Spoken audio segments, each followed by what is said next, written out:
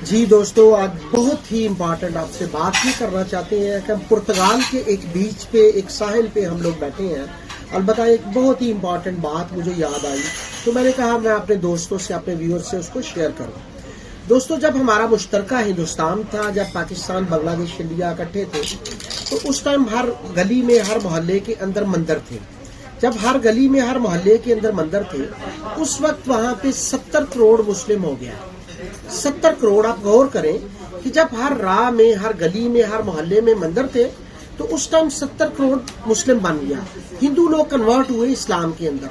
लेकिन जब से हमने मंदिरों के ऊपर पाबंदी, चर्चिस के ऊपर पाबंदी और दूसरे मज़ाहब के लोगों को हमने मुक़य्यद करना, यानी कैद करना हमने शुरू कर दिया, तब से कोई लोग इस्लाम के अंदर कन्वर्ट नहीं हो रहे हैं। आज हमारा ये आलम है कि 4-5 हजार लोग जो इस्लामाबाद के अंदर हिंदू रहते हैं, हम उनको इस तरह से मुक़य्यद करना चाहते हैं कि वो लोग कन्वर्ट होना तो दूर की बात, वो लोग हमसे दूर जा रहे हैं।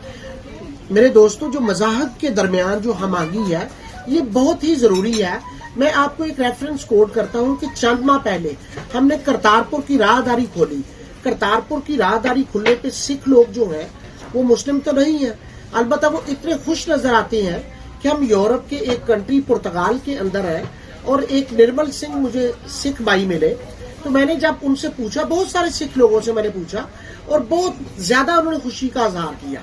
अलबत्ता निर्मल सिंह चूंकि रिसेंटली पाकिस्तान से होके आया था, तो उसने अपनी कुछ इस तरह से फीलिंग की कि आपको मजा आएगा देख के कि मज़ाहब के दरमियान रवादारी बहुत ही अच्छी बात है।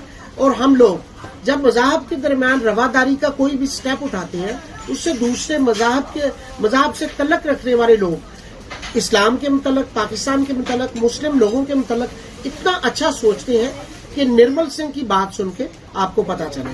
मैं निर्मल सिंह इंडिया ਤੋਂ ਕਰਤਾਰਪੁਰ ਗਿਆ ਵਾਂ ਤੇ ਰਸਤੇ ਦੇ ਵਿੱਚ ਸਾਨੂੰ ਜਿਹੜੀ ਫੈਸਿਲਿਟੀ ਮਿਲੀ ਉਹ ਅੱਜ ਤੱਕ ਸਾਨੂੰ ਇੰਡੀਆ ਵੀ ਨਹੀਂ ਸੀ ਮਿਲੀ ਹੈ।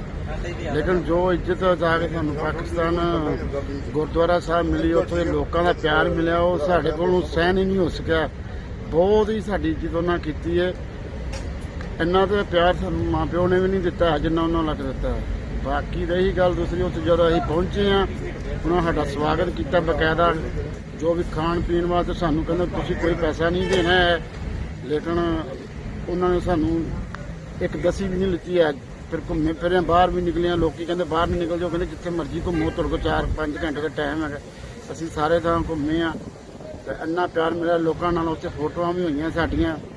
ਲਾਸਟ ਟਾਈਮ ਤੇ ਜਦੋਂ ਆਣ ਤੇ ਸਾਡਾ ਉੱਥੇ ਦਿਲ ਹੀ ਨਹੀਂ ਸੀ ਕਰਦਾ ਹੈਵੇ ਅਸੀਂ ਇੱਧਰ ਨੂੰ ਆ ਜਾਈਏ।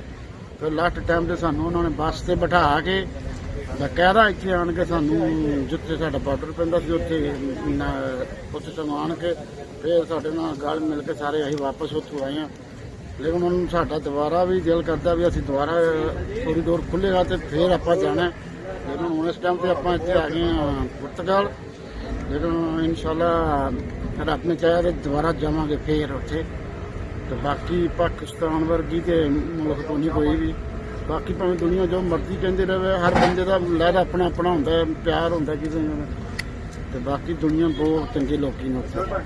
ਬਸ ਇੰਨਾ ਹੀ ਮੈਂ ਕਹਿਣਾ ਚਾਹੁੰਦਾ ਕਿ ਨਨਕਾਣਾ ਸਾਹਿਬ ਵਰਗਾ ਕੋਈ ਜਗ੍ਹਾ ਨਹੀਂ ਹੈ।